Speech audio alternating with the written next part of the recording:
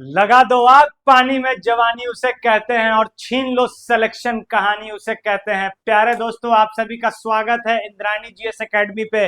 मेरा नाम है अभिषेक और हम लोग कर रहे थे बीपीएससी का घटना चक्र का सीरीज, जिसमें एंशियंट इंडिया और मध्यकालीन भारत हम लोगों ने खत्म कर दिया था और आज से आगाज कर रहे हैं मॉडर्न हिस्ट्री का। और मॉडर्न हिस्ट्री को भी हम लोग लाजवाब ढंग से पढ़ेंगे और सारे क्वेश्चन और इसके नोट्स को, यानी कि इसके व्याख्या जो एनसीईआरटी का होता है उसको पढ़ेंगे। साथ साथ में कुछ साथ में अन्य एक्सप्लेनेशन भी करते हुए चलेंगे और मजेदार ढंग से कंप्लीट करेंगे। हमारा टारगेट है कि जो मॉडर्न इंडिया है इसको 7 दिन में कंप्लीट किया जाए। अगर एक दिन में 10 पेज किया जाएगा तो मतलब एक दिन में 15 पेज, लगभग 14-15 पेज किया जाएगा तो 7 दिन में कंप्लीट होगा। लेकिन एक दिन में अगर 10 पेज करते हैं तो हम लोग 10 क्लास में इसको ला पाएंगे। तो ऐसा करेंगे कि एक दिन में आपके लिए 2 क्लास, एक दिन में 2 क्लास आप लोग के लिए अपलोड कराई जाएगी, जिससे आपकी तैयारी जल्द से जल्द हो। चलिए तो शुरू करते हैं मॉडर्न हिस्ट्री का। आज पहला क्लास हमारा आधुनिक भारत का इतिहास और पहला ही चैप्टर है हमारा। देखिए, आधुनिक भारत का इतिहास आज शुरू करेंगे और पहला ही हमारा जो चैप्टर है वो है यूरोपीय कंपनियों का आगमन। यूरोपीय कंपनियों का आगमन। घटना चक्र को लाइन बाय लाइन पढ़ने से पहले थोड़ा सा जान लेते हैं कि क्यों यूरोपीय कंपनी आए थे। ऐसे आप लोग जानते ही हैं। देखिए, थोड़ा सा शॉर्ट में कुछ कुछ पॉइंट 2 मिनट में बस देख लेते हैं। जैसा कि आप लोग जानते हैं कि रोमन साम्राज्य जो था, रोमन साम्राज्य जो था जिसको बेंजेंटाइन अंपायर के नाम से जाना जाता था, और पूर्वी रोमन साम्राज्य जो था, पूर्वी रोमन साम्राज्य, रोमन साम्राज्य साम्राज्य जो था उस पर जो था अधिकार हो गया किसका? उस पर अधिकार हो गया आपको इसका ऑटोमन साम्राज्य का। ऑटोमन, ऑटोमन साम्राज्य का, जिसको उस्मानिया, उस्मानिया साम्राज्य भी कहा जाता है, याद रखिएगा, साम्राज्य भी कहा जाता है, कहा जाता है। और ये कब कैसे हुआ? तो कुस्तुनतुनिया का युद्ध हुआ था, याद रखिएगा, 1453 ईस्वी में। 1453 ईस्वी में आज जो इस्तांबुल है आपका, उस जमाने में कॉन्स्टेंटिनोपल कहलाता था इंग्लिश में, और हिंदी में उसको कुस्तुनतुनिया कहते थे। तो कुस्तुनतुनिया, कुस्तुनतुनिया का युद्ध हुआ था, याद रखेंगे, का युद्ध हुआ था। और मोहम्मद द्वितीय, मोहम्मद द्वितीय जो थे, मोहम्मद द्वितीय जो थे ऑटोमन साम्राज्य के, समझिए उस समय शासक हुआ करते थे, और इनको फतेह, मोहम्मद फतेह की उपाधि धारण की थी, याद रखिएगा। अब क्या हुआ? देखिए, यहां पर हमारा भारत है, यहां पे हमारा भारत है। अब जो अंग्रेज लोग थे, जो यूरोप वासी थे, बहुत उस समय देखिए क्या हुआ, ठंडा प्रदेश था तो मटन मछली बहुत ज्यादा खाते थे, यानी कि नॉन जो मीट बहुत ज्यादा कंज्यूम करते थे।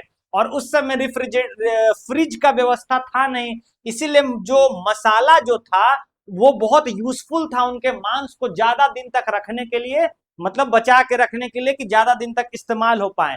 तो ये जो मसाला का व्यापार यहां से होता था, अब क्या हुआ? रुक गया, क्योंकि देखिए ऑटोमन साम्राज्य का कब्जा हो गया ये आपको कुस्तुनतुनिया पर, इस चलते रुक गया। तो अब यूरोप वालों ने सोचा कि अब हमको एक नया रास्ता ढूंढना पड़ेगा, एक समुद्री मार्ग की खोज करनी पड़ेगी। भारत कोई भुलाया हुआ थोड़ी था जो वास्को डी गामा आके भारत को खोज देंगे। तो समुद्री रास्ते की खोज किसने शुरू की थी? तो यूरोपियंस ने शुरू की थी। अब देखिए, थोड़ा सा इसमें देख लेते हैं। सबसे पहले देखिए, अगर जो समुद्री रास्तों का मैप वगैरह बनाने की जो बात आती है, वो हेनरी द नेविगेटर को दिया जाता है, उसका श्रेय हेनरी द नेविगेटर को दिया जाता है, उसका श्रेय। अब देखिए 1488 में क्या होता है, 1488 में क्या होता है? तो 1488 में आपको बार्थोलोमियो डियाज ने, बार्थोलोमियो डियाज ने क्या खोजा? डियाज ने खोजा आपको Cape of Good Hope, Cape of Good Hope, Cape of Good Hope, जो अफ्रीका का समझिए जो द्वीप था, ये जो आपको अफ्रीका है, तो यहाँ पे केप ऑफ गुड होप था। पहले इसका नाम रखा था केप ऑफ स्ट्रॉम, यानी कि चक्रवातों का अंतरीप। लेकिन जो स्पेन के राजा थे जॉन द्वितीय, उन्होंने इसका नाम केप ऑफ गुड होप रख दिया था, याद रखिएगा। अब देखिए 1492 ईस्वी में एक यात्री निकलता है जिसका नाम था कोलंबस, क्रिस्टोफर कोलंबस निकलता है, याद रखिएगा, कोलंबस। कोलंबस, और कोलंबस कहाँ का यात्री था? तो ये यात्री था स्पेन का। ये नागरिक था, देखिए नागरिक था इटली का। क्वेश्चन आता है कि ये नागरिक था इटली का, लेकिन स्पेन का, ये याद रखिएगा, स्पेन के राजा के तरफ से ये खोजने निकला था। और 1492 में इसने अमेरिका की खोज कर दी थी। अमेरिका की खोज कर दी थी, अमेरिका के बहमास द्वीप पे वो उतरा था और अमेरिका की खोज कर दी थी। और अमेरिकन्स को रेड इंडियन कह के पुकारा था। और उसके बाद देखिए क्या होता है, 1497 ईस्वी में लिस्बन से निकलता है आपको वास्को डी गामा। और जब ये केप ऑफ गुड होप पहुंचता है तो वहां पे गुजरात के एक व्यापारी थे जिनको अब्दुल मनीद या अब्दुल मजीद भी कहा जाता है, उसने रास्ता दिखाया कि यहां से ऐसे जाइएगा तो यहाँ पे आपको भारत मिलेगा। और 1498 को केरल के कालीकट द्वीप पे वो पहुंचता है और वहां के राजा रहते हैं जमोरिन एक हिंदू राजा रहते हैं, जमोरिन उनकी उपाधि रहती है, उनके जो शासन जो शाही खानदान है उनकी उपाधि रहती है जमोरिन। और उनका स्वागत करता है और यहाँ से काली मिर्च और मसाले लेके चला जाता है वापस वो पुर्तगाल। और उसको इस यात्रा में 60 गुना से ज्यादा प्रॉफिट होता है, 60 गुना से ज्यादा प्रॉफिट होता है। अब यहीं से शुरू हो जाती है यात्रियों का आना जाना, यहां से चालू हो जाता है। तो हम लोग इसको देखेंगे। देखिए ये आपको जो वास्को डी गामा है कितनी बार भारत आया, तो 3 बार भारत आया। सबसे पहले 1498 में आया, उसके बाद 1502 में आया, और उसके बाद 1524 में आया वाइसरॉय बनके, और यही उसकी मृत्यु हो गई। तो वास्को डी गामा की मृत्यु 1524 में हुई थी, कहां? भारत में ही इसकी मृत्यु हो गई थी। आइए अब क्वेश्चन को इसको देख लेते हैं, सबको घटना चक्र को। पहला सवाल कह रहा हमारा, पुर्तगाली उपनिवेश का प्रथम वाइसरॉय कौन हुआ? पुर्तगाली उपनिवेश का प्रथम वाइसरॉय कौन हुआ? तो आप लोग जानते हैं फ्रांसिस्को डी अल्मीडा जो है पहला पुर्तगाली गवर्नर है। उसके बाद अल्बुकर्क आया, अल्फांसो डी अल्बुकर्क को पुर्तगालियों का वास्तविक संस्थापक माना जाता है, याद रखिएगा। और उसके बाद नीनो डी कुन्हा वगैरह आया। तो चलिए इसको पढ़ते हैं। प्रथम पुर्तगाली वास्को डी गामा भारत के पश्चिमी तट पर स्थित, थोड़ा सा इसको पर स्थित बंदरगाह कालीकट पर 20 मई 1498 को पहुंचा। याद रखिएगा पुर्तगाली वास्को डी गामा जो था वो भारत के पश्चिमी तट पर स्थित बंदरगाह कालीकट द्वीप पर 20 मई 1498 को पहुंचा। उसने यहां पहुंचकर भारत के नए समुद्री मार्ग की खोज की। कालीकट के तत्कालीन शासक जमोरिन कालीकट के शासकों की पैतृक उपाधि थी, ने वास्तविक वास्को डी गामा का स्वागत किया। पुर्तगाली व्यापारियों ने भारत में कालीकट, गोवा, दमन द्वीप और हुगली के बंदरगाहों में अपनी व्यापारिक कोठियां स्थापित की। 1505 ईस्वी में फ्रांसिस्को डी अल्मीडा भारत में प्रथम पुर्तगाली गवर्नर बनकर आया।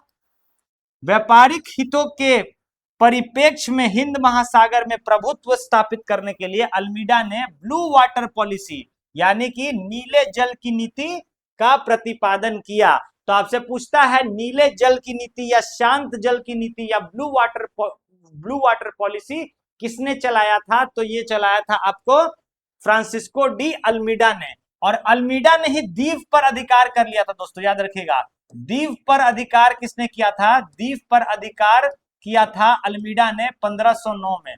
1509 में गुजरात के शासकों से द्वीप पर अधिकार कर लिया था किसने? तो फ्रांसिस्को डी अल्मीडा ने। याद रखिएगा 1505 से लेकर 1509 तक इसके अल्मीडा का कार्यकाल रहता है और अल्मीडा द्वीप पर अधिकार करता है और शांत जल की नीति यानी कि ब्लू वाटर पॉलिसी चलाता है। जो क्या था? एक कार्टेज सिस्टम था, एक कार्टेज सिस्टम था, याद रखिएगा। यानी कि जो जितने भी वहां पे नेवी के जहाज होते थे सबसे ये क्या करता था? टैक्स वसूलता था और उनको बदले में एक पास दिया करता था। चलिए आगे देखेंगे। और इसके बाद देखिए, इसके बाद अल्मीडा के बाद कौन आता है? अल्बुकर्क।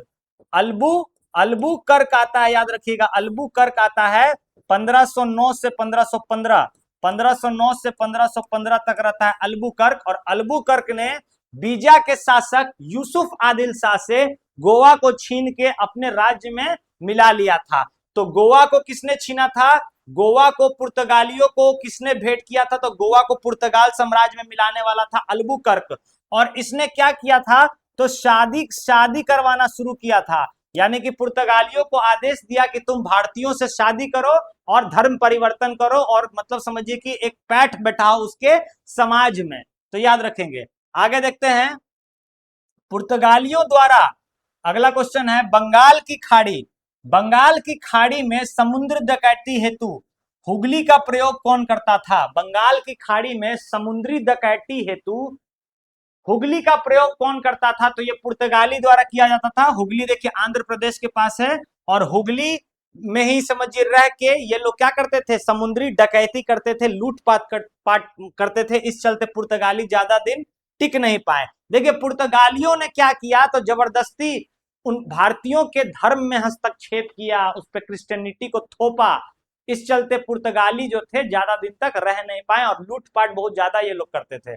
आगे देखिएगा, भारत में 1613 ईस्वी में अंग्रेजों ने अपनी पहली फैक्ट्री कहां स्थापित की? देखिए पहली फैक्ट्री की अगर बात किया जाएगा, यहां पे थोड़ा सा देख लेंगे। एक ट्रिक आप लोग को बताते हैं कि यूरोपीय कंपनियों में कौन कौन कब आया। तो एक आप देखिए ट्रिक लिखिएगा, एक ट्रिक देखिएगा, पुत्र पुत्र अड़ा, पुत्र अड़ा, डैड फंसा, डैड फंसा। याद रखिएगा, ये एक ट्रिक है, पुत्र अड़ा डैड फंसा। पुत्र मतलब अड़ गया तो डैड फंस गया। पुत्र किसी जिद में अड़ गया तो डैड फंस गया। पू से देखिए, पुत्र से हो जाएगा पुर्तगाली, पुर्तगाली, पुत्र से हो जाएगा पुर्तगाली।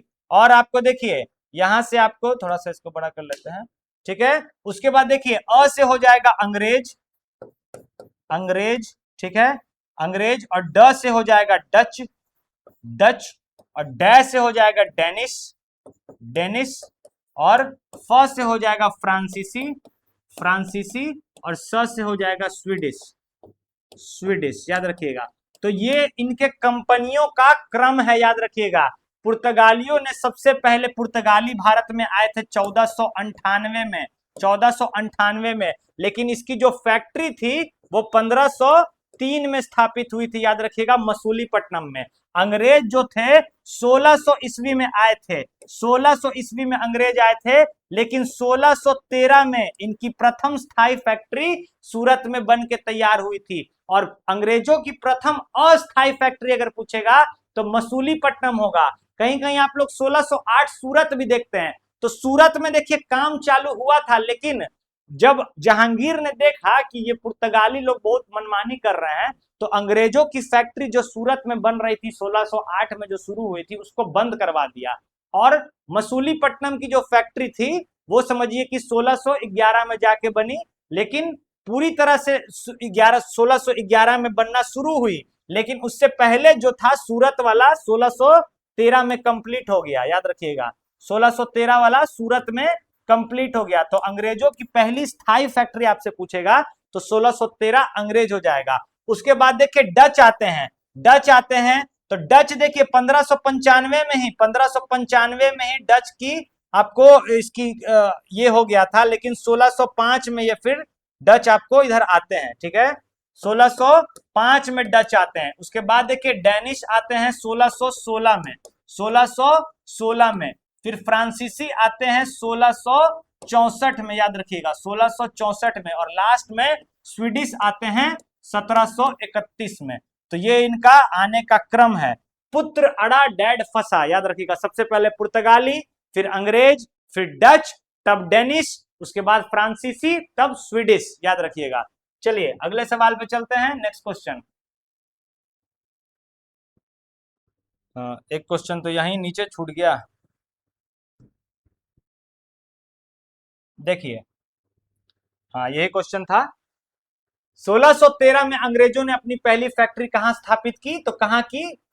गोवा, सूरत, सूरत में पहली फैक्ट्री अपनी सूरत में। देखिए, कैप्टन विलियम हॉकिंस सूरत से मुगल दरबार अप्रैल 1609 ईस्वी में पहुंचा, किंतु सूरत में फैक्ट्री की स्थापना की अनुमति पाने में सफल नहीं हो पाया।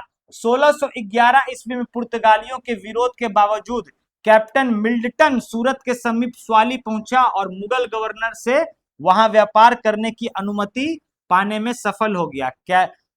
कैप्टन थॉमस बेस्ट 1612 में स्वाली यानी कि सूरत के समीप स्वाली में पुर्तगालियों को हराकर उनके एकाधिकार को निरंतरता को तोड़ा। देखिए, 1609 में कैप्टन हॉकिंस, अंग्रेज जो था कैप्टन हॉकिंस, जहांगीर के दरबार में पहुंचा, लेकिन उसने 400 का, जहांगीर ने कैप्टन हॉकिंस को 400 का मनसब प्रदान किया था, मनसब प्रदान किया और इंग्लिश खान की उपाधि धारण की, क्योंकि जहांगीर जो था फारसी के साथ साथ इंग्लिश भी बोलता था, याद रखिएगा। लेकिन उसको मिला नहीं फैक्ट्री बनाने का, आपको जो आदेश था वो मिला नहीं। 1611 में देखिए उसके बाद क्या होता है, 1611 में पुर्तगालियों के विरोध के बावजूद कैप्टन मिल्टन सूरत के समीप स्वाली पहुंचा। कैप्टन मिल्टन जो था उसने मुगल गवर्नर से वहां व्यापार करने की अनुमति प्राप्त कर ली। तो किस अंग्रेज ने आपको कोठी, व्यापारिक कोठी यानी कि फैक्ट्री बनाने की अनुमति प्राप्त कर ली? तो मिल्टन ने, याद रखिएगा, कैप्टन मिल्टन ने।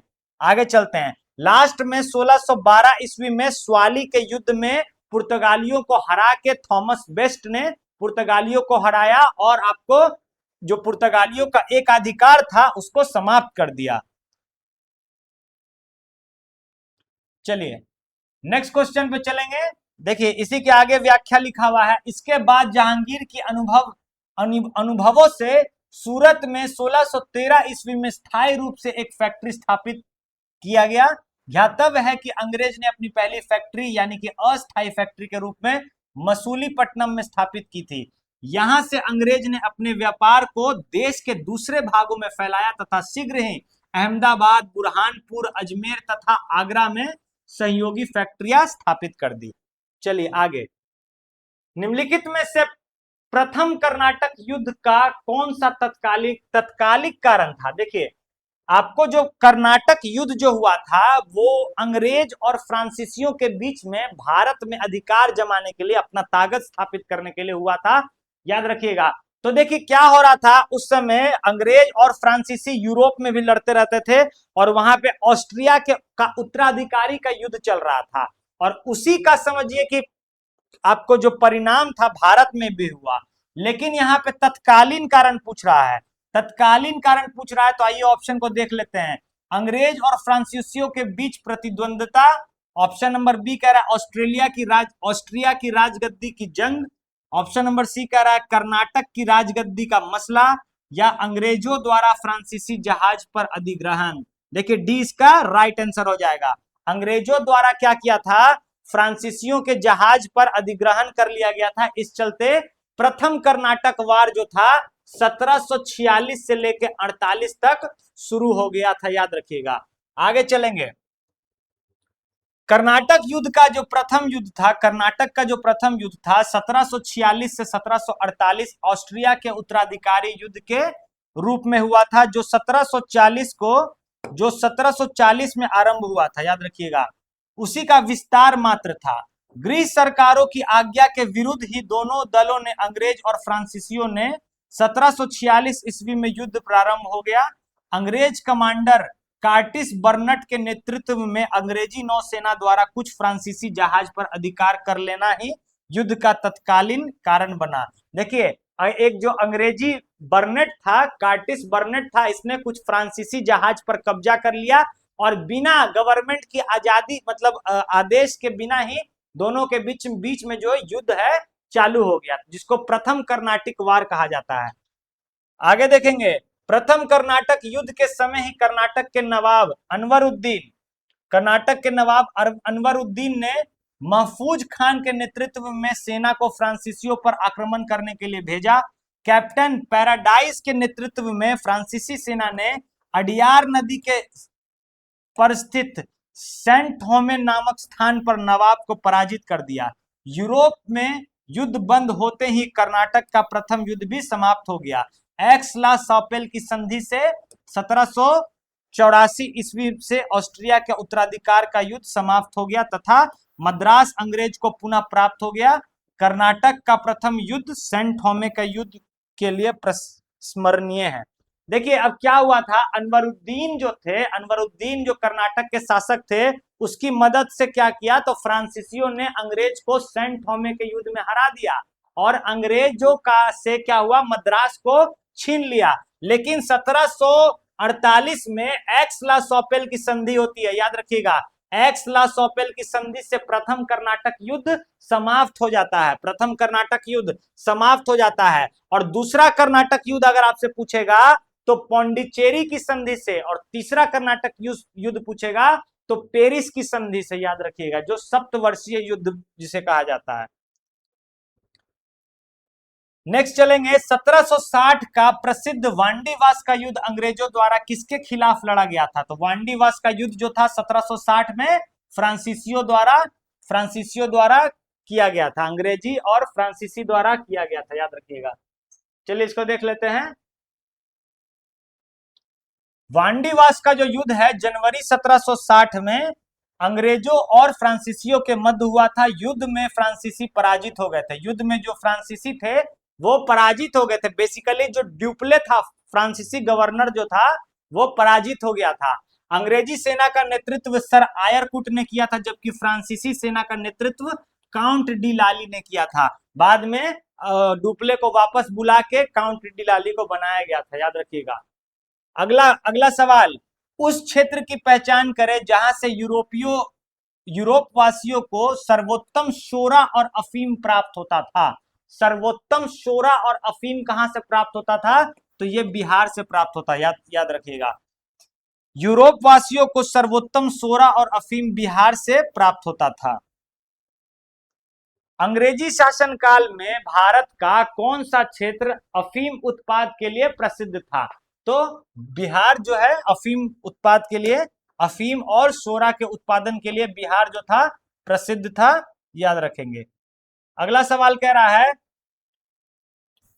भारत, चीन और इंग्लैंड के बीच त्रिकोणीय व्यापार का मुख्य आर्थिक आधार क्या था? तो भारत, चीन और इंग्लैंड के बीच त्रिकोणीय व्यापार का जो मुख्य आर्थिक आधार था वो था अफीम। अफीम याद रखिएगा, भारत, चीन और इंग्लैंड के बीच में एक मुख्य आर्थिक आधार था।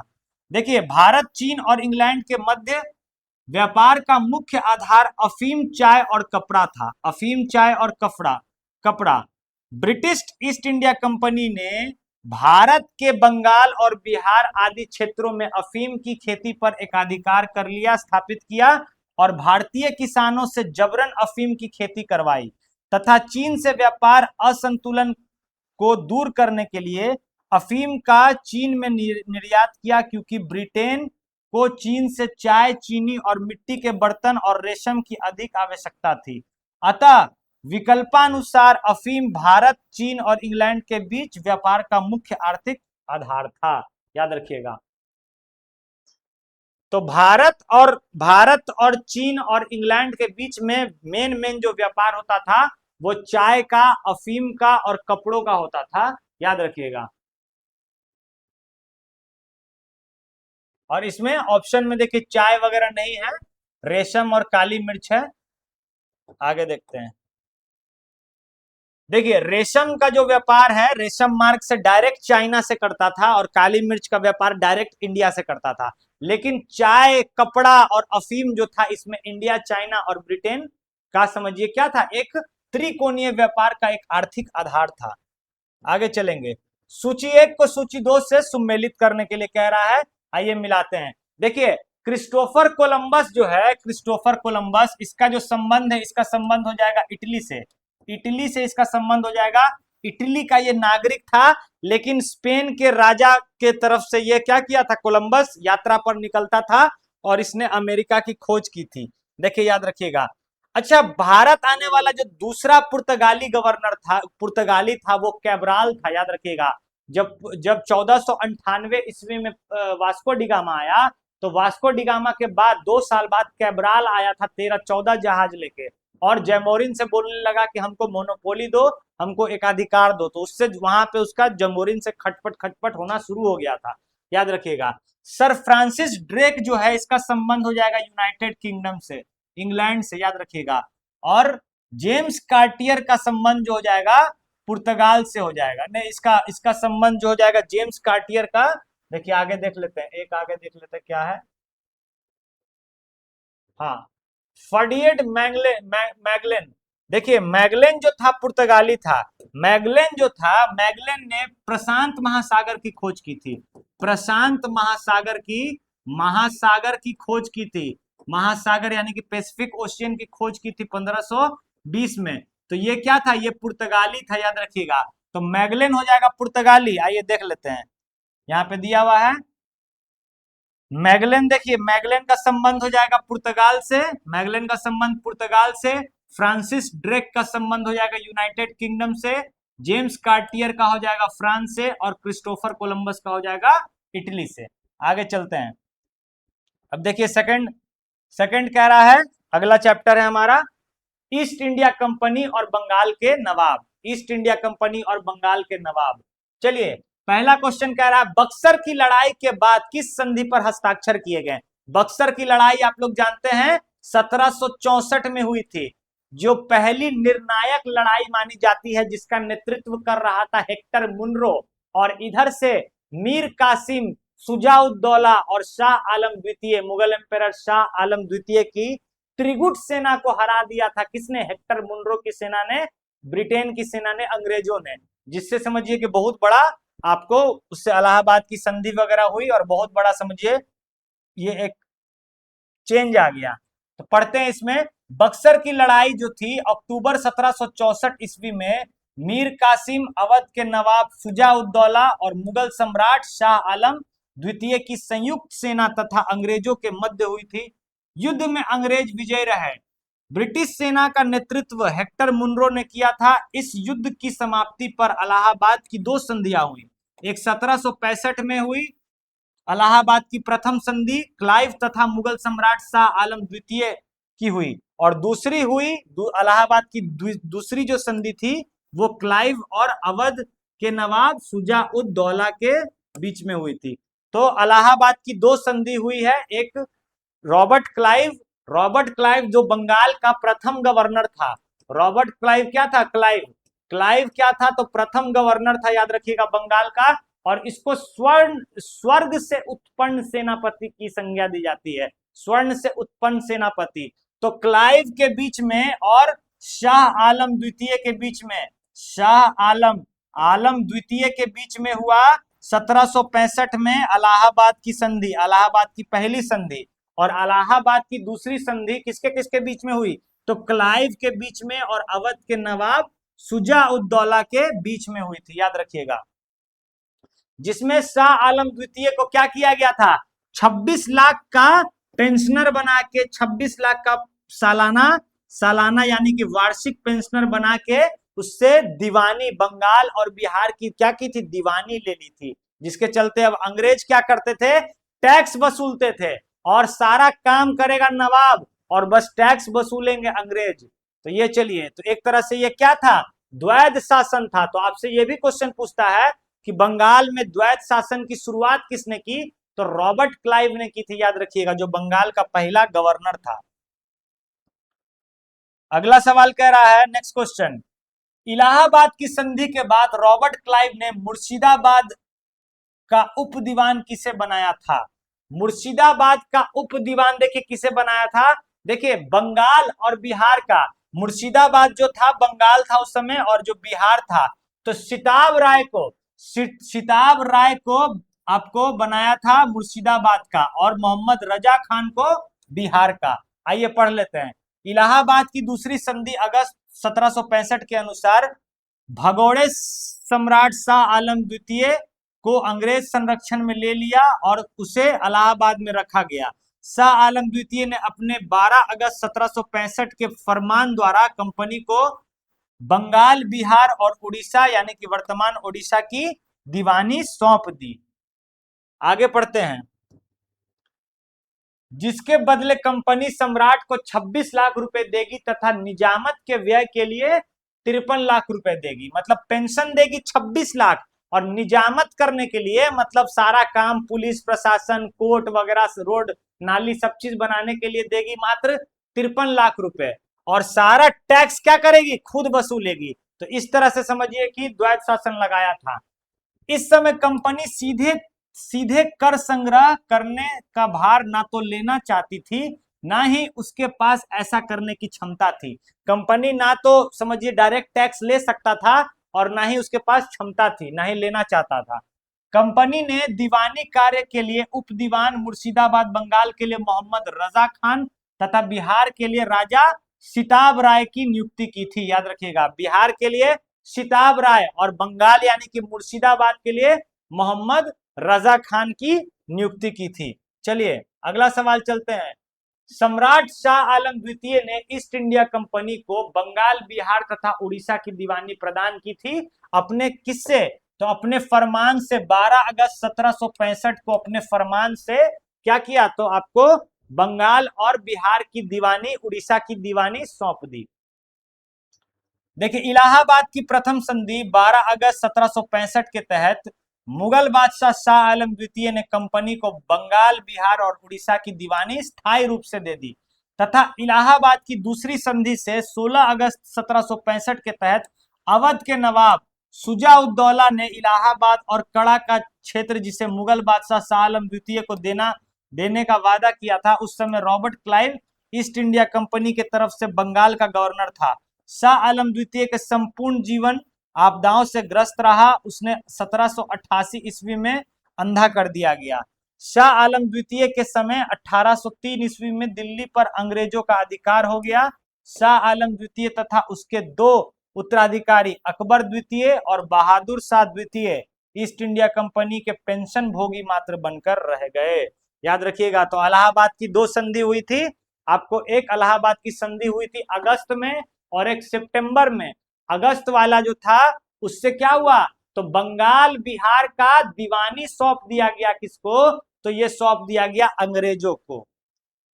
और शाह आलम द्वितीय जो दूसरा जो था वो उससे अवध के नवाब का से कड़ा का क्षेत्र और इलाहाबाद का क्षेत्र छीन लिया। आगे देखिएगा, बंगाल में द्विशासन प्रणाली किसने लागू की, तो हम बता दिए थे आपको, रॉबर्ट क्लाइव ने द्विशासन प्रणाली चालू कर दी थी। द्वैत शासन की शुरुआत बंगाल के क्लाइव ने के समय 1765 ईस्वी में हुई। 28 अगस्त 1772 को कोर्ट ऑफ डायरेक्टर ने बंगाल में द्वैत शासन को समाप्त कर दिया। देखिए कोर्ट ऑफ डायरेक्टर ने क्या किया, तो 28 अगस्त 1772 में आपको द्वैत शासन को समाप्त कर दिया। इस निर्णय को 1772 में वारेन हास्टिंग्स ने लागू किया था। यह भी आपसे पूछेगा कि द्वैत शासन को हटाने वाला रद्द किसने किया था, तो वारेन हास्टिंग्स ने किया था। याद रखिएगा, कलकत्ता परिषद एवं उसके प्रधान को आज्ञा दी कि वह स्वयं दीवान बने और बंगाल बिहार तथा उड़ीसा के प्रबंध को अपने हाथ में ले ले। वारेन हेस्टिंग्स के दोनों उप दीवानों मोहम्मद रजा खान और राजा सिताब राय को पदच्युत कर दिया, यानी कि पद से हटा दिया गया। आगे देखते हैं, अंग्रेज ने भारत पर लंबे समय तक राज्य कैसे किया। देखिए अंग्रेजों ने भारत पर लंबे समय तक राज्य कैसे किया, क्वेश्चन कह रहा है, ऑप्शन देखिएगा, कांग्रेस की उदारवादी नीतियों के कारण नहीं, भारतीय नेताओं की गिरफ्तारी के कारण नहीं, और क्या ऑप्शन है देख लेते हैं, बांटो और राज करो नीति। देखिए बिल्कुल सही, सी इसका राइट आंसर हो जाएगा। अंग्रेजों ने क्या किया था, डिवाइड एंड रूल पॉलिसी अपनाया था, यानी कि बांटो और राज करो। बेसिकली इसको शुरू किया था फ्रांसीसी गवर्नर डुप्ले ने, लेकिन इसको हथियार बना लिया अंग्रेजों ने, और बांटो और राज करो की नीति के कारण ही अंग्रेजों ने 200 वर्षों तक, देखिए 200 वर्षों तक राज्य किया बांटो और राज करो की नीति से। चलिए आगे देखेंगे, क्षेत्रीय राज्य मैसूर एवं पंजाब। अगला क्वेश्चन कह रहा है, टीपू सुल्तान ने अपनी राजधानी बनाई, टीपू सुल्तान ने अपनी राजधानी बनाई तो कहां बनाई, श्रीरंगपट्टनम में, मैसूर में, बेंगलोर में या कोयम्बटूर में, तो श्रीरंगपट्टनम में राजधानी थी टीपू सुल्तान की। देखिए टीपू सुल्तान जो मद्रास, ये जो आपको मैसूर राजवंश था, इसकी स्थापना हैदर अली ने की थी, याद रखिएगा हैदर अली। 4 लड़ाई भी होता है, जिसमें पहला में हैदर अली जीत जाता है, दूसरे में हैदर अली की मौत हो जाती है, तीसरे में आपको श्रीरंगपट्टनम की संधि होती है, और चौथे में टीपू सुल्तान की मौत हो जाती है। तो आइए आगे देखेंगे इसको। टीपू सुल्तान ने श्रीरंगपट्टनम को अपनी राजधानी बनाया एवं यहाँ पर फ्रांसीसी अधिकारियों को जैकोबियन क्लब की स्थापना की। यानी कि जैकोबियन क्लब का मेंबर कौन बना था? टीपू सुल्तान बना था। जैकोबियन क्लब क्या था? एक फ्रांसीसी मेंबर था, मतलब समझिए फ्रांस का सपोर्ट करता था। फ्रांस में स्थापित जैकोबियन क्लब की एक शाखा थी। टीपू सुल्तान ने इस क्लब का समर्थन किया और कथित तौर पर इसका सदस्य भी बना। उसने टीपू अपनी राजधानी फ्रांस और मैसूर के मैत्री का प्रतीक स्वतंत्रता का वृक्ष रोपा, मतलब स्वतंत्रता का वृक्ष लगाया जैकोबियन क्लब का मेंबर बन के मैसूर में, याद रखिएगा। टीपू सुल्तान ने अपने समकालीन विदेशी राज्यों से मैत्री संबंध बनाने तथा अंग्रेजों के विरुद्ध उनकी सहायता प्राप्त करने के लिए अरब, कुस्तुनतुनिया यानी कि आधुनिक इस्तांबुल, काबुल और मॉरिशस में अपने दूत मंडल भेजे, याद रखिएगा। मतलब फ्रांसीसियों को सपोर्ट करता था, याद रखिएगा, टीपू सुल्तान। वर्ष डैश में टीपू सुल्तान और ब्रिटिश ईस्ट इंडिया कंपनी के बीच मंगलूर की संधि पर हस्ताक्षर किए गए। मंगलोर की संधि कब हुई?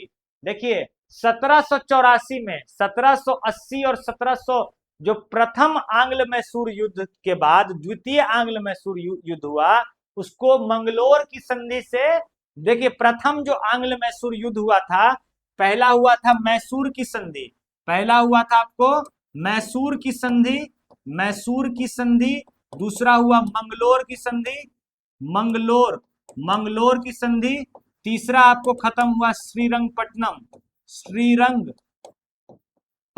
की संधि, और चौथा जो आपको खत्म नहीं हुआ, इसमें टीपू सुल्तान की क्या हुई? टीपू सुल्तान की मृत्यु हो गई थी, याद रखिएगा।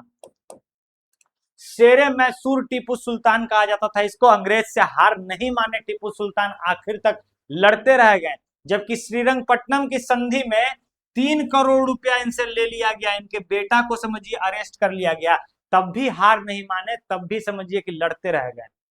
टीपू सुल्तान और ब्रिटिश ईस्ट इंडिया कंपनी के बीच मैंगलोर की संधि 1784 ईस्वी में हुई। इस संधि के बाद द्वितीय मैसूर युद्ध 1780-84 का अंत हो गया।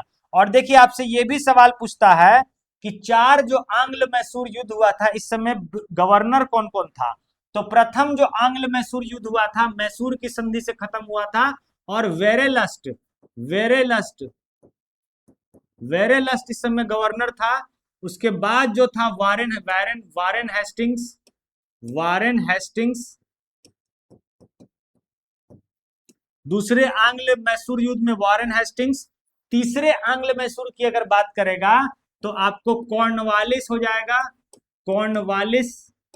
और चतुर्थ आंग्ल मैसूर की बात करेगा तो इसमें आपको वेलेजली हो जाएगा, वेलेजली, वेलेजली हो जाएगा, याद रखेंगे। आगे चलते हैं। अंग्रेजों ने श्रीरंगपट्टनम की संधि किसके साथ की? तो अंग्रेजों ने श्रीरंगपट्टनम की संधि किसके साथ की थी?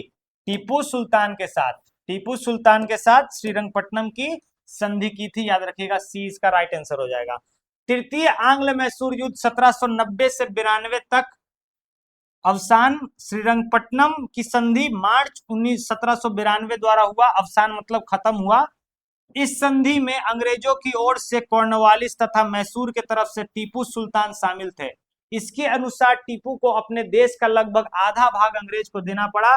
साथ में उनके युद्ध के हर जाने के रूप में टीपू को 3 करोड़ रुपए, 3 करोड़ रुपए टीपू सुल्तान को देना पड़ गया। और अपने पुत्र, देखिए 3 करोड़ रुपए अंग्रेज को देना था। श्रीरंगपट्टनम की संधि में यह शामिल था कि जब तक टीपू 3 करोड़ रुपए नहीं देगा, यानी कि 330 लाख रुपए नहीं देगा, तब तक उसके 2 पुत्र अंग्रेजों के कब्जे में ही रहेंगे। कॉर्नवालिस ने इस संधि के बाद यह टिप्पणी की थी कि हमने अपने शत्रु को प्रभावशाली ढंग से पंगु बना दिया है तथा अपने साथियों को भी शक्तिशाली नहीं बनने दिया, उनके साथियों को भी शक्तिशाली नहीं बनने दिया है। चलिए आगे देखते हैं। रंजीत सिंह ने सुप्रसिद्ध कोहिनूर हीरा प्राप्त किया था किससे? रंजीत सिंह ने सुप्रसिद्ध कोहिनूर हीरा किससे प्राप्त किया था? तो शाह सूजा से प्राप्त किया था। ये इसका राइट आंसर हो जाएगा, शाह सूजा से।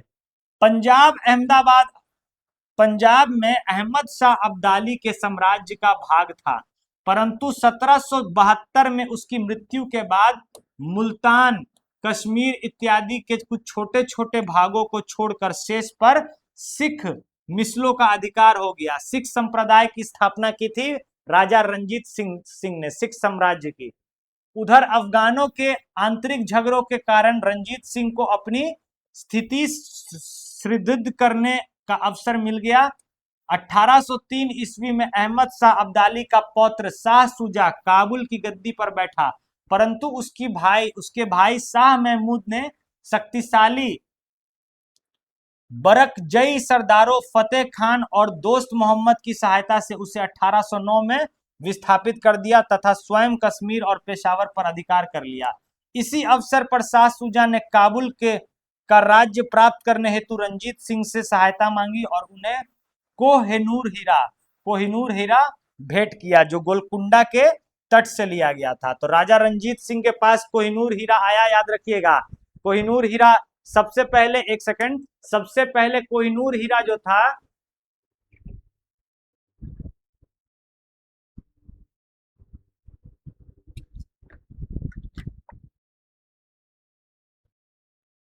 देखिए अलाउद्दीन खिलजी ने दक्षिण अभियान जब किया था तो गोलकुंडा से कोहिनूर हीरा को लेके आया था मलिक कफूर, और दिल्ली के सुल्तान के पास वो रहता था।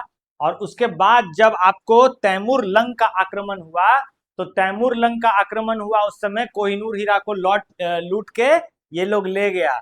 और बाद में शाह सूजा, जो अहमद शाह अब्दाली जो था, अहमद शाह अब्दाली का जो पौत्र था, जो देखिए आपको पानीपत का तृतीय युद्ध हुआ था, उसमें कोहिनूर हीरा आपको नादिर शाह ने लूट लिया था। नादिर शाह ने तख्त ताउस और कोहिनूर हीरा को लूट लिया था, याद रखिएगा। आगे देखते हैं, आगे अगला क्वेश्चन, पंजाब भूमि हस्तांतरण अधिनियम कब पारित किया गया? पंजाब भूमि हस्तांतरण अधिनियम कब पारित किया गया?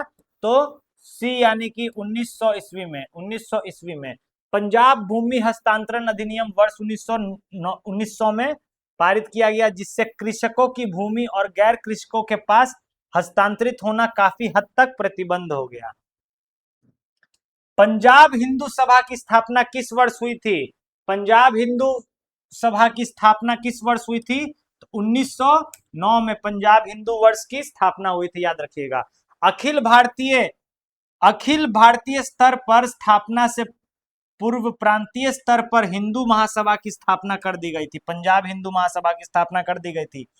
सबसे पहले पंजाब प्रांत में 1909 में पंजाब हिंदू महासभा की स्थापना की गई थी। हिंदू महासभा की स्थापना अप्रैल 1915 में हरिद्वार के कुंभ मेले में सर्वदेशिक हिंदू सभा के नाम से की गई।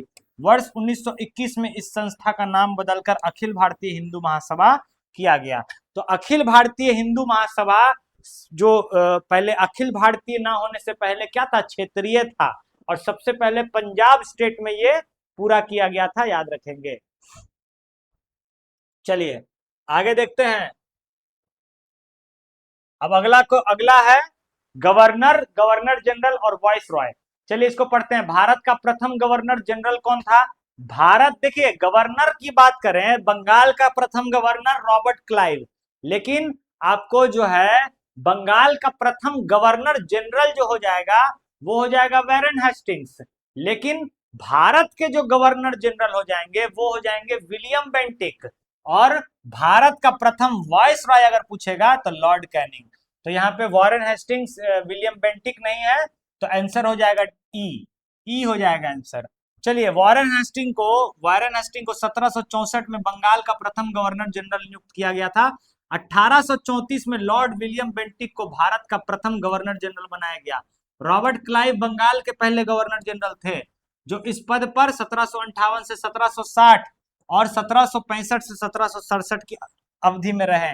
तो लॉर्ड विलियम बेंटिक, याद रखिएगा, लॉर्ड विलियम बेंटिक भारत के पहले गवर्नर जनरल थे। लॉर्ड विलियम बेंटिक नहीं, ठगी प्रथा बंद की, सती प्रथा बंद किया, बहुत सारे काम किए थे। भारत में ब्रिटिश साम्राज्य का संस्थापक कौन था? भारत में ब्रिटिश साम्राज्य का संस्थापक जो है लॉर्ड क्लाइव को माना जाता है। यही बंगाल का पहला गवर्नर था। इसी ने आपको जो पलासी का जो युद्ध हुआ था, पलासी के युद्ध में अंग्रेजों को धोखाधड़ी से जितवाया था 1757 में। देखिए भारत में ब्रिटिश साम्राज्य का संस्थापक लॉर्ड क्लाइव को माना जाता है।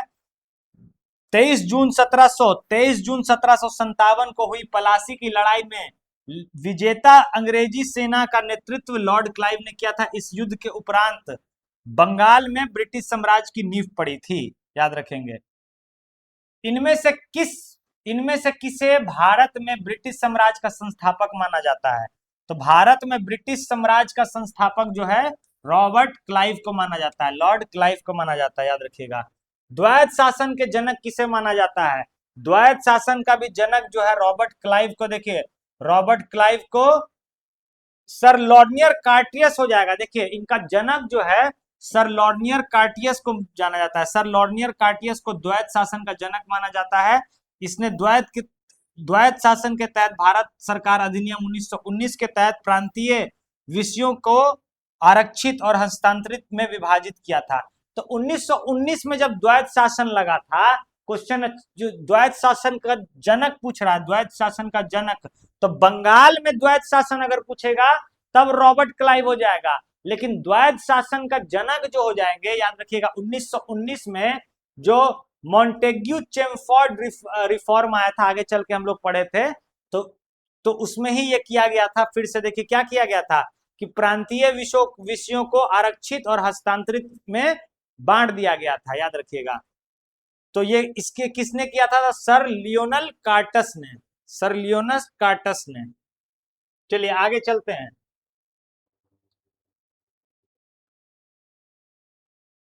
ये तो हो गया ना, ये पेज फिर से आ गया क्या? हाँ हाँ, ये पेज फिर से आ गया। चलिए आगे चलेंगे। निम्नलिखित में से किसने बंगाल में द्वैत शासन प्रणाली को समाप्त किया? Robert Clive, Lord Cornwallis, Warren Hastings या उपयुक्त में से कोई नहीं? तो वैरन हेस्टिंग्स। वैरन हेस्टिंग्स ने क्या किया था? द्वैत शासन प्रणाली को समाप्त कर दिया था, जो लगाया था रॉबर्ट क्लाइव ने। देखिए 1771 में कोर्ट ऑफ डायरेक्टर्स ने दोहरी शासन प्रणाली को समाप्त करने का निर्णय लिया। इस निर्णय को 1772 ईस्वी में लॉर्ड हेस्टिंग्स ने लागू किया था। कलकत्ता परिषद तथा उसके प्रधान को आज्ञा दी कि वह स्वयं दीवान बने और बंगाल, बिहार और उड़ीसा के प्रबंध को अपने हाथों में ले ले। वारन हेस्टिंग्स ने दोनों उप दीवान मोहम्मद रजा खान, जो आपको थे कहाँ के, मुर्शिदाबाद के, और राजा सिताब राय जो बिहार के थे, को पदच्युत कर दिया।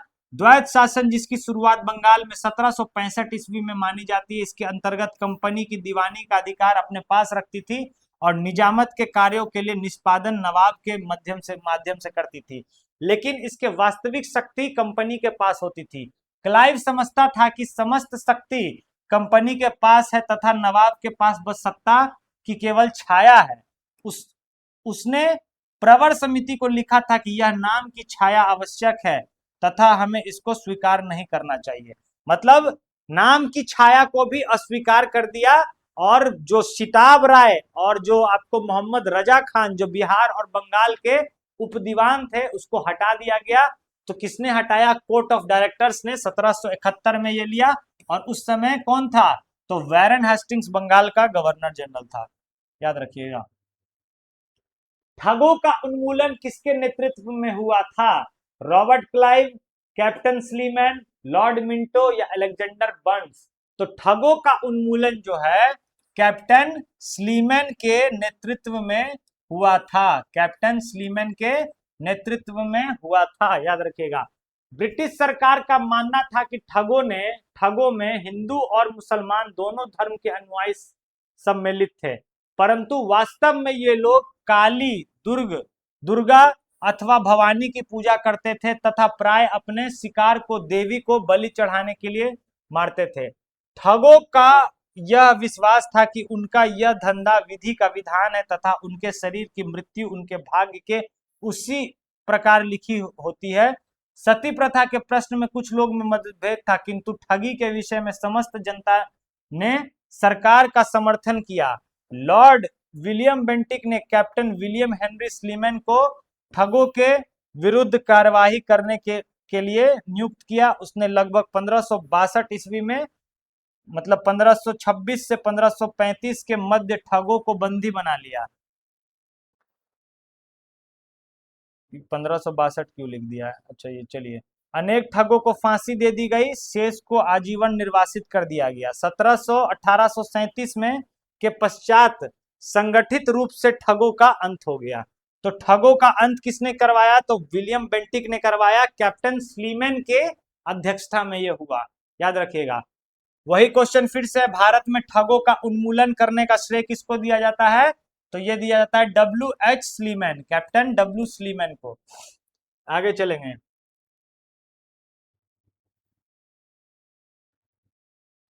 भारत में प्रथम रेलवे लाइन किस ब्रिटिश गवर्नर के समय बिछाई गई थी? तो 1853 में बंबई से ठाणे चली थी, लॉर्ड डलहौजी के शासनकाल में। पहली रेल जो थी बंबई से ठाणे, बंबई से जो ठाणे जो रेल चली थी, ठाणे, वो कहां से 1853 में चली थी और लॉर्ड डलहौजी के शासनकाल में चली थी। देखिए, बंबई से ठाणे के बीच में लॉर्ड डलहौजी के समय बिछाई गई थी। पूर्वी भारत की पहली यात्रा 15 अगस्त 1854 को हावड़ा से हुगली के मध्य चलाई गई थी। ये आपको दक्षिण भारत है। पूर्वी भारत की अगर बात करें तो वो पश्चिमी भारत में इधर, और पूर्वी भारत में कहां से कहां चली थी? हावड़ा से हुगली। अगला सवाल, निम्न में से कौन सामाजिक सुधार विलियम बेंटिक ने प्रारंभ किया था? तो विलियम बेंटिक ने देखिए क्या क्या किया था। सती प्रथा का उन्मूलन किया था, सही बात है, 1829 में, ठीक है। दास प्रथा का उन्मूलन भी किया था, याद रखिएगा, ठीक है। धर्म परिवर्तन के कारण अयोग्यता के प्रावधान को हटाना, नहीं, ये नहीं होगा। और ठगों का गिरोह का दमन भी किया था। दास प्रथा, सती प्रथा और ठगों का उन्मूलन किया था विलियम बेंटिक ने, याद रखिएगा। तो क्या हो जाएगा? 1, 2 और 4, 1, 2 और 4, सी इसका राइट आंसर हो जाएगा, 1, 2 और 4। चलिए आगे देखते हैं। वही बात लिखा हुआ है। लॉर्ड विलियम बेंटिक ने 1828 ईस्वी में बंगाल प्रेसिडेंसी का गवर्नर जनरल बना था। 1829 में उसने सती प्रथा को अपराध घोषित किया। विलियम बेंटिक के काल में ही चार्टर एक्ट 1833 पारित किया गया। इसमें दास प्रथा का उन्मूलन का प्रावधान किया गया था। बेंटिक ने ठगों के गिरोह के विरुद्ध भी अभियान चलाकर उसका दमन करने का प्रयास किया। बेंटिक ने शिक्षा और प्रेस की स्वतंत्रता पर भी काम किया। 1835 में वह इंग्लैंड वापस चला गया। धर्म परिवर्तन के कारण अयोग्यता का प्रावधान जो है 1850 ईस्वी में हटाया गया था। अतः कथन 1, 2 और 4 सही है, ठीक है, याद रखिएगा। अगला सवाल चलते हैं। सती प्रथा को गैर कानूनी किसने घोषित किया? सती प्रथा को गैर कानूनी किसने घोषित किया? तो सर विलियम बेंटिक ने, याद रखिएगा। किनके प्रयासों से किया? तो आपको राजा राम मोहन राय के प्रयासों से किया, याद रखिएगा। अगला क्वेश्चन, 1857 में भारत का गवर्नर जनरल कौन था? 1857 में जो विद्रोह हुआ था उस समय कैनिंग, कैनिंग जो था, भारत, लॉर्ड कैनिंग भारत का गवर्नर जनरल था। 1857 के विद्रोह के समय भारत का गवर्नर जनरल लॉर्ड कैनिंग था। लॉर्ड कैनिंग भारत के कंपनी द्वारा नियुक्त अंतिम गवर्नर जनरल था तथा ब्रिटिश साम्राज्य के अधीन नियुक्त भारत का पहला वॉइस रॉय भी था। तो आपसे अगर पूछेगा कि भारत का पहला वॉइस रॉय कौन था, तो लॉर्ड कैनिंग हो जाएगा। और अगर पूछेगा कि भारत का आखिरी गवर्नर जनरल कौन था, वो भी लॉर्ड कैनिंग हो जाएगा। अफगानिस्तान के प्रति आक्रामक नीति किस वॉइस रॉय ने अपनाई थी? अफगानिस्तान के प्रति आक्रामक नीति जो थी वो लॉर्ड लिटन ने अपनाई थी, लॉर्ड लिटन ने। 1876 में लॉर्ड लिटन ने वॉइस रॉय बनकर आने पर अफगानिस्तान के प्रति अपनाई गई नीति में परिवर्तन आया। कुशल आक्रामकता की नीति के स्थान पर अग्रमणी नीति के अनुसरण होने लगा, याद रखिएगा। मतलब थोड़ा सा इस पे वायलेंस ज्यादा बढ़ा दिया था। लॉर्ड लिटन निम्नलिखित में से किससे संबंधित नहीं है? तो किससे संबंधित नहीं है? स्ट्रेची कमीशन से है, वर्नाकुलर प्रेस एक्ट इसने लगाया था और हटाया था किसने? लॉर्ड रिपन ने। लॉर्ड रिपन ने हटाया था। शस्त्र अधिनियम से भी है, इल्बर्ट बिल से नहीं है। देखिए इल्बर्ट बिल लॉर्ड रिपन का हो जाएगा, लॉर्ड रिपन का हो जाएगा इल्बर्ट बिल, याद रखिएगा। देखिए पढ़ लेंगे इसको। लॉर्ड लिटन इल्बर्ट बिल विवाद से संबंधित नहीं है। इल्बर्ट बिल जो है वॉइस रॉय लॉर्ड रिपन के कार्यकाल में पेश किया गया था। इस बिल में वरिष्ठ भारतीय न्यायाधीशों के यूरोपीय अपराधियों पर मुकदमा चलाने की अनुमति देने की मांग की गई थी। वरिष्ठ क्या था? इल्बर्ट बिल क्या था? तो इस बिल पर वरिष्ठ भारतीय न्यायाधीशों को यूरोपीय अपराधियों पर मुकदमा चलाने की अनुमति देने की मांग की गई थी। मतलब जो बड़े जो बुजुर्ग जो देखिए जो आपको इल्बर्ट बिल क्या था ना कि जो बड़े बड़े आपको बुजुर्ग जो जज थे वो अंग्रेजों पे मुकदमा नहीं चला सकते थे। तो इसी में इल्बर्ट बिल में मांगा गया था कि अंग्रेजों पर मुकदमा चलाने के लिए भारतीय न्यायाधीशों को क्या किया जाए? तो भारतीय न्यायाधीशों को यूरोपीय अपराधियों पर मुकदमा चलाने की अनुमति दी जाए। किस वॉइस रॉय ने भारत में औपनिवेशिक आर्थिक संस्था का विकेंद्रीकरण किया? औपनिवेशिक आर्थिक संरचना का विकेंद्रीकरण किया था लॉर्ड मेयो ने। लॉर्ड मेयो ने, याद रखिएगा। औपनिवेशिक आर्थिक संरचना का विकेंद्रीकरण यानी कि डिसेंट्रलाइजेशन किसने किया था? लॉर्ड मेयो ने किया था। लॉर्ड मेयो के समय ही पहली आपको जनगणना कराई गई थी 1772 में, और लॉर्ड मेयो की हत्या कर दी थी एक अफगानी शासक ने। तो एकमात्र है जिनकी हत्या कर दी गई थी। चलिए अगला क्वेश्चन कह रहा है वॉइस रॉय लॉर्ड में, इसका व्याख्या पढ़ लेते हैं। वॉइस रॉय लॉर्ड मेयो का शासनकाल 1896 से 72 अपने शैक्षणिक, आर्थिक और प्रशासनिक सुधारों के लिए जाना जाता है। मेयो द्वारा 14 दिसंबर 1870 को एक संकल्प जारी किया गया था। इस रिजोल्यूशन में सर्वप्रथम औपनिवेशिक आर्थिक संरचना के विकेंद्रीकरण की बात की गई। केंद्रीय और प्रांतीय विल विभाजन की दिशा में पहला कदम उठाया गया। साथ ही सरकारों को कुछ स्वायत्ता देने हेतु जेल, शिक्षा और चिकित्सा आदि सेवाओं के लिए केंद्रीय राजस्व से कुछ राशि दी गई, और ये आपको अतः विकल्प ए सही है। चलिए अगला क्वेश्चन देखते हैं। किसने सिंध विजय किया? मतलब सिंध पर विजय किसने किया, ये कुछ पूछ रहा है। किसने सिंध विजित करके उसका अधिग्रहण कर लिया? तो सिंध पर जो विजय का अधिग्रहण का जो आपको जाता है वो चार्ल्स नेपियर का जाता है। दोस्तों चार्ल्स नेपियर का जाता है, याद रखिएगा। गवर्नर जनरल लॉर्ड एलनबरो के काल में 1842 से 44 के दौरान 1843 ईस्वी में चार्ल्स नेपियर द्वारा सिंध को पूर्ण रूप से ब्रिटिश साम्राज्य में मिला दिया गया। पीई रॉबर्ट्स के अनुसार सिंध की विजय अफगान युद्ध 1839 से 42 के बाद हुई और नैतिक व राजनीतिक रूप से उस पर परिणामी थी। अगला देखिए फिर से मिलाने बोल रहा है, मिलाइए तो थोड़ा सा। मैकडोनाल्ड का देखिए संबंध हो जाएगा किससे?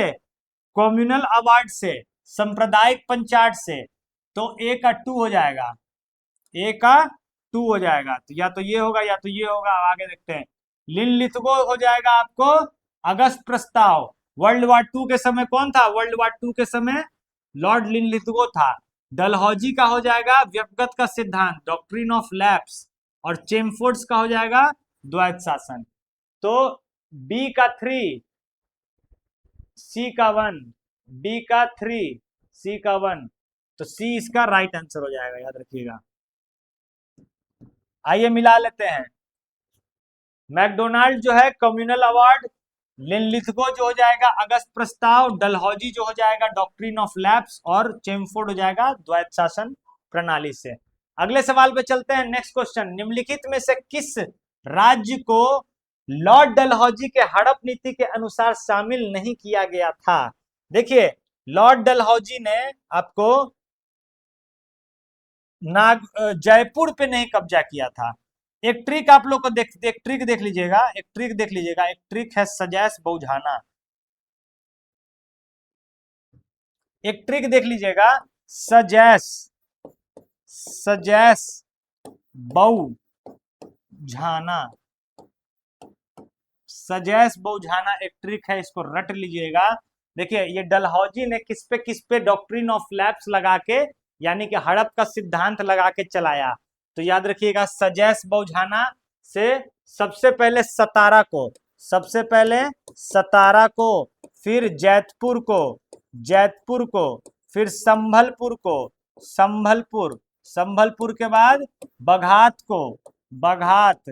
देखिए सतारा को 1846 में, जैतपुर और संभलपुर को 1848 में, बघात को 1850 में, उसके बाद उदयपुर को और झांसी को 1854 में और 52 में, और नागपुर को सबसे लास्ट में, नागपुर को 1854 में। तो जयपुर पर इस पर नहीं किया था, बाकी तीनों पे किया था।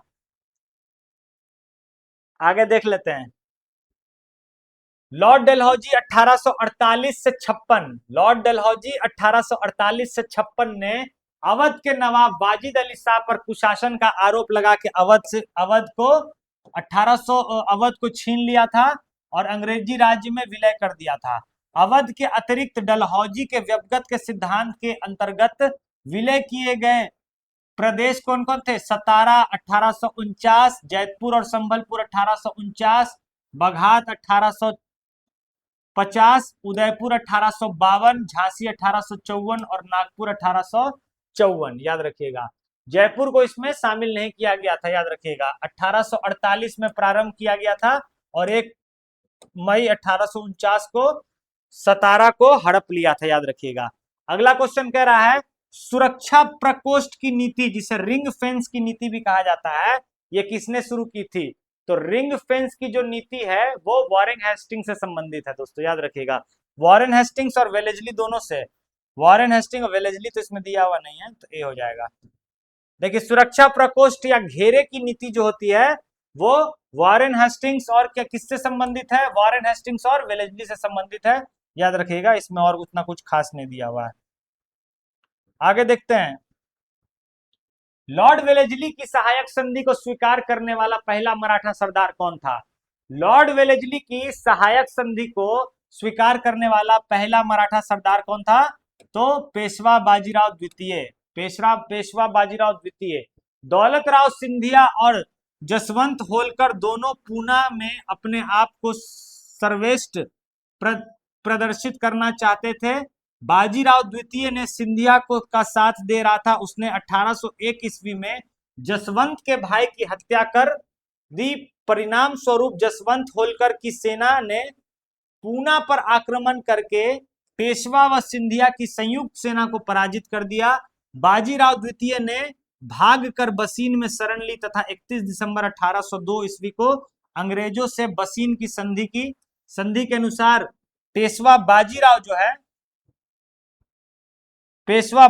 द्वितीय ने अंग्रेजों की संरक्षण स्वीकार कर ली। इसी संधि से मराठा द्वारा अंग्रेजों के साथ की गई प्रथम सहायक संधि की संज्ञा दी जाती है। तो याद रखिएगा। चलिए अगला क्वेश्चन कहता है, लॉर्ड मेयो के 1870 के संकल्प के बारे में निम्नलिखित में से कौन सा कथन सही नहीं है? केंद्रीय और प्रांतीय वित्त को विभाजित करने वाला यह पहला कदम था। हाँ ठीक है, बिल्कुल था। प्रांतीय सरकार को कुछ सेवाएं प्रकाशित करने का अधिकार था। और देख लेते हैं, इसने मौजूदा असमानता को सुधारने का प्रयास किया। इसने प्रांतों की वास्तविकता आवश्यकताओं पर ध्यान केंद्रित किया। तो देखिए मेरे ख्याल से 2 नहीं होगा, 3 और 4 हो जाएगा। देख लेते हैं। वाइस रॉय लॉर्ड मेयो का शासनकाल 1869 से लेकर 1872 था। उसने शैक्षणिक और प्रशासनिक सुधारों के लिए स्मरण किया जाता है। उसने प्रशासन में सुधार के लिए प्रत्येक अलग अलग प्रशासन से क्या किया? पत्राचार के उपरांत 14 दिसंबर 1870 को एक संकल्प जारी किया, जिसे मेयो रेजोल्यूशन कहा जाता है या प्रांतीय सरकारों का चार्टर कहा जाता है। इनमें केंद्रीय और प्रांतीय वित्त को विभाजित करने के दिशा में पहला कदम उठाया गया। चलिए ठीक है। प्रांतीय सरकारों को कुछ स्वायत्तता देने हेतु उन्हें जेल, शिक्षा, चिकित्सा आदि सेवाओं के लिए केंद्रीय राजस्व से कुछ राशि दी गई। साथ ही उन्हें इच्छानुसार प्रशासन करने के लिए कहा गया। इस प्रकार मेयो ने प्रांतीय स्वायत्तता को बढ़ावा देने के लिए प्रांतीय में वास्तविक आवश्यकता पर ध्यान देना केंद्रित किया। 1871 में मेयो ने वित्तीय केंद्रीकरण पर ध्यान दिया। ब्रिटिश साम्राज्य की उन व्यवस्थित समस्याओं को संतुलित करने का प्रयास किया जो लगातार घाटे की स्थिति में थी। चलिए आगे देखते हैं। निम्न में से किस देशी रियासतों ने अंग्रेजों ने अपने क्षेत्र में नहीं मिलाया था? देखिए सिंध को तो मिला ही लिया था, अवध को भी मिला लिया था, सतारा को भी मिला लिया था, ग्वालियर को नहीं मिलाया था। तो बी इसका राइट आंसर हो जाएगा। प्रश्नगत विकल्पों में ग्वालियर रियासत को अंग्रेजों द्वारा अपने क्षेत्र में नहीं मिलाया गया था। सिंध को किसने किया था? लॉर्ड एलनबरो ने।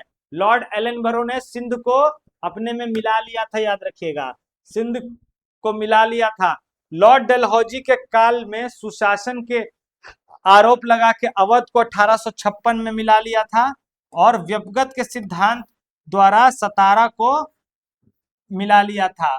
डलहौजी ने व्यपगत के सिद्धांत द्वारा सतारा को, वही बात है, एक ही चीज को बार बार लिख देता है। 1848 में शुरू किया और 1 मई 1849 को सतारा को क्या किया? तो अपने में पूरी तरह से मिला लिया।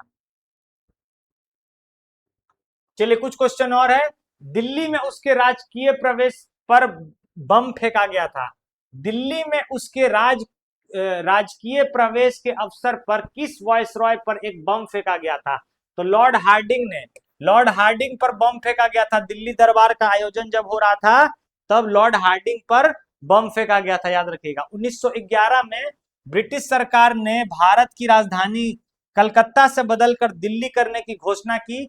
इसके बाद 23 दिसंबर 1912 को नई राजधानी दिल्ली में वायसरॉय लॉर्ड हार्डिंग द्वितीय का भव्य राजकीय प्रवेश जुलूस निकाला जा रहा था। इसी राजकीय प्रवेश के अवसर पर दिल्ली के चांदनी चौक क्षेत्र में वायसरॉय की हाथी हौदे पर क्रांतिकारियों द्वारा बम फेंक दिया गया।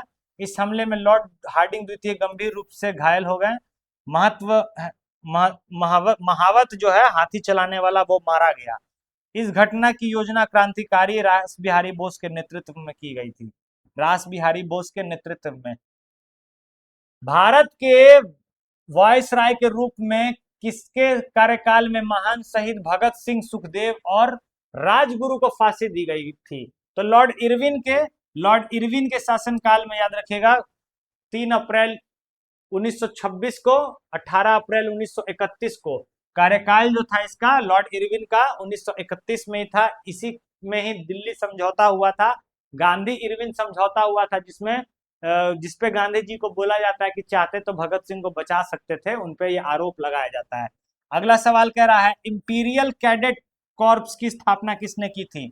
इंपीरियल कैडेट कॉर्प्स की स्थापना की थी लॉर्ड कर्जन ने। बी इसका राइट आंसर हो जाएगा। बेसिकली ये था जिसमें जितने भी रियासत है, देसी रियासत है, उनके जो पुत्र थे, राजकुमार थे, उनके बच्चों को ट्रेनिंग उनिंग देना, लड़ाई उड़ाई में भेजना, सिखाना, बेसिक ट्रेनिंग देना, आर्मी की ट्रेनिंग देना। किस स्वतंत्र भारत के प्रधानमंत्री जवाहरलाल नेहरू का साहस और दूरदर्शिता के लिए एक उत्कृष्ट नेता के रूप में अभिवादन किया था? तो लॉर्ड माउंटबेटन हो जाएगा। देखिए आजादी के बाद आखिरी वायसरॉय बने थे लॉर्ड माउंटबेटन, और उन्होंने ही नेहरू को बोला था कि ये एक दूरदर्शी नेता है। आगे चलते हैं। निम्न में से किस वायसरॉय के कार्यकाल में भारतीयों को राय बहादुर और खान बहादुर की उपाधि प्रदान की गई? तो राय बहादुर की उपाधि और खान बहादुर की जो उपाधि थी, देखिए पढ़ लेते हैं। 1857 के विद्रोह के समय अंग्रेजों की सहायता देने वाले देसी शासकों को विश्वास पात्र बनाने के लिए उन्हें उपाधि, खिल्लत, भूमि अनुदान, ऋण माफी की देना शुरू कर दिया गया था। तो इसमें क्या हो जाएगा? कैनिंग तो है ने, लिटन, डफरिन, मेयो, रिपन। ई हो जाएगा राइट आंसर। देखिए ई हो जाएगा राइट आंसर, ठीक है। तो 1857 की जो क्रांति हुई थी उसमें जो अंग्रेज का साथ देते थे उस समय से ही उपाधि वगैरह राय बहादुर और खान बहादुर की उपाधि दिया जाना लगा था, याद रखिएगा। हिंदुओं को राय बहादुर और मुसलमानों को खान बहादुर की उपाधि धारण करने देने गया था। अगला क्वेश्चन कह रहा है प्रथम भारतीय जिन्होंने जिन्होंने स्वाधीन भारत में गवर्नर जनरल पदभार संभाला वो कौन थे? तो सी राजगोपालाचारी जो थे वो पहले भारतीय गवर्नर जनरल थे दोस्तों, याद रखिएगा। सी राजा गोपालाचारी जिन्हें राजा जी भी कहा जाता था 1948 से 50 तक भारत के पहले प्रथम भारतीय और अंतिम गवर्नर जनरल थे। इस पद पर 26 जनवरी 1950 तक रहे। वह वर्ष 1952 से 54 तक मद्रास के मुख्यमंत्री भी रहे। कांग्रेस से विभिन्न मुद्दे पर मतभेद होने के कारण उन्होंने कांग्रेस से इस्तीफा दे दिया और 1959 में अपने सहयोगियों के साथ मिलकर स्वतंत्र पार्टी का गठन किया था। स्वतंत्र भारत के पहले गवर्नर जनरल कौन थे? तो राजा गोपालाचारी। चलिए एक चैप्टर है, इसको नेक्स्ट क्लास में करेंगे हम लोग। आर्थिक का ये है, हालांकि इसको कर ही लेते हैं। चलिए एक ही 7 क्वेश्चन ही है। औपनिवेशिक काल के दौरान रेलवे की भारतीय उद्योगों पर क्या प्रभाव पड़ा? देखिए ब्रिटिश शासन और भारतीय अर्थव्यवस्था पर प्रभाव का चर्चा कर रहा है। तो जब रेलवे का जब पढ़ा था, जब रेलवे बनाया गया भारत में 1853 में, तो बहुत ज्यादा आयात होने लगा जिससे भारत में फैक्ट्री क्या हुआ, बनने कम लगे। तो मतलब क्या हो गया कि बाहर से ही आयात ज्यादा होने लगा, यहाँ पर मैन्युफैक्चरिंग कम होने लगी। तो क्या हो जाएगा आंसर इसका, याद रखिएगा। तो ये हो जाएगा आयात को बढ़ावा देकर औद्योगिक विकास में बाधा उत्पन्न होना। भारत में पहली रेल 1853 में बॉम्बे और थाने के बीच में चली थी। औपनिवेशिक काल के दौरान रेलवे और विकास से आयात को बढ़ावा मिला तथा औद्योगिक विकास में बाधा उत्पन्न हुई। फलस्वरूप भारतीय उद्योगों पर नकारात्मक प्रभाव पड़ा, यानी कि नेगेटिव इफेक्ट पड़ा। स्थायी बंदोबस्त किसके साथ किया गया था? स्थायी बंदोबस्त किसके साथ किया गया था? तो जमींदारों के साथ किया गया था, याद रखिएगा। 1793 में लॉर्ड कॉर्नवालिस ने भू राजस्व की चिरस्थायी बंदोबस्त प्रणाली का प्रारंभ किया था। इसे इस्तमरारी, जागीरदारी या मालगुजारी एवं बिसेवदारी आदि भिन्न भिन्न नामों से जाना जाता है। यह व्यवस्था बंगाल, बिहार, उड़ीसा तथा उत्तर प्रदेश, वाराणसी में लागू की गई थी। इसके अंतर्गत समूचे ब्रिटिश भारत के क्षेत्रफल का लगभग 19% हिस्सा शामिल था। इस व्यवस्था के अंतर्गत जमींदारों को एक नए वर्ग को भूस्वामी घोषित कर दिया गया था, जिसके भूमि के लगभग 10/11 भाग कंपनी को देना पड़ता था और 1/11 भाग अपने सेवाओं के लिए अपने पास रखना था, याद रखिएगा। इसी में जमींदारी व्यवस्था थी, स्थायी बंदोबस्त था, परमानेंट सेटलमेंट 1793 में किसने लगाया? लॉर्ड कॉर्नवालिस ने लगाया, याद रखिएगा। जिसमें क्या करता था, भू मालिक से टैक्स वसूलना काम था और 11 में से 10 अंग्रेज को देना था और 1/1 भाग अपने पास रखना था। किसने बंगाल में चिरस्थायी बंदोबस्त प्रणाली शुरू की? चिरस्थायी बंदोबस्त भी किसको कहते हैं? तो ये भी कहते हैं आपको उसी को, स्थायी बंदोबस्त को। रैयतवाड़ी व्यवस्था सर्वप्रथम कहां लागू की गई? सर्वप्रथम रैयतवाड़ी व्यवस्था कहां लागू की गई? तो मद्रास में लागू की गई। मद्रास में सर्वप्रथम रैयतवाड़ी व्यवस्था लागू की गई, याद रखिएगा। बी इसका राइट आंसर हो जाएगा। रैयतवाड़ी व्यवस्था सबसे पहले कहां किया गया? मद्रास प्रेसिडेंसी में 1792 में अलेक्जेंडर रीड के द्वारा सबसे पहले मद्रास प्रेसिडेंसी में रैयतवाड़ी व्यवस्था लाई गई। बाद में इसको बंबई में भी शिफ्ट किया गया 1853 के बाद में इसको कहां किया गया? बंबई वगैरह में भी शिफ्ट किया गया। मद्रास में रैयतवाड़ी पद्धति को किसने प्रारंभ किया? मद्रास में रैयतवाड़ी व्यवस्था को प्रारंभ किया था, देखिए थॉमस मुनरो ने शुरू किया था, याद रखिएगा। मद्रास में रैयतवाड़ी व्यवस्था जो था थॉमस मुनरो ने चालू किया था। वह प्रथा जिसके तहत किसान स्वयं भूमि का मालिक होता है और सरकार को भू राजस्व के भुगतान के रूप में जिम्मेदार माना जाता है, वह था आपका क्या, तो रैयतवाड़ी व्यवस्था। रैयतवाड़ी व्यवस्था याद रखिएगा। किसने बंगाल में महालवाड़ी बंदोबस्त प्रणाली शुरू की थी, तो हॉल्ट मैकेंजी इसका राइट आंसर हो जाएगा। महालवाड़ी व्यवस्था किसने चालू की थी, हॉल्ट मैकेंजी ने 1822 में। हॉल्ट मैकेंजी ने बंगाल प्रेसिडेंसी के उत्तर पश्चिम प्रांतों में इससे अधिकांश भाग पर में भू राजस्व व्यवस्था की एक नई पद्धति महालवाड़ी तैयार की। इस प्रणाली में मध्य प्रांत, पंजाब समेत ब्रिटिश भारत का लगभग एरिया था। देखिए, जो बंगाल बिहार का जो एरिया था वहां पे रैयतवाड़ी, वहां पे आपको जमींदारी व्यवस्था लगाई गई, यानी कि स्थायी बंदोबस्त लगाया गया। जो साउथ का एरिया था वहां पर रैयतवाड़ी व्यवस्था लगाई गई। और जो उत्तर प्रदेश यानी कि वेस्ट यूपी और पंजाब का जो क्षेत्र था, एमपी का जो क्षेत्र था, वहां पे आपको महालवाड़ी व्यवस्था की गई। और इसमें सबसे आसान था महालवाड़ी व्यवस्था, सबसे टफ था जमींदारी व्यवस्था। इस चलते आप लोग देखते हैं कि जो पंजाब का जो क्षेत्र है या वेस्ट यूपी का क्षेत्र है, एमपी का जो क्षेत्र है, आज भी कृषि के मामले में काफी उन्नत है। तो चलिए, ये था हमारा आज का पहला क्लास। मिलेंगे फिर अगले सेशन में। अगर सेशन पसंद आया होगा तो लाइक और शेयर जरूर करिएगा। तब तक के लिए जय हिंद, जय भारत।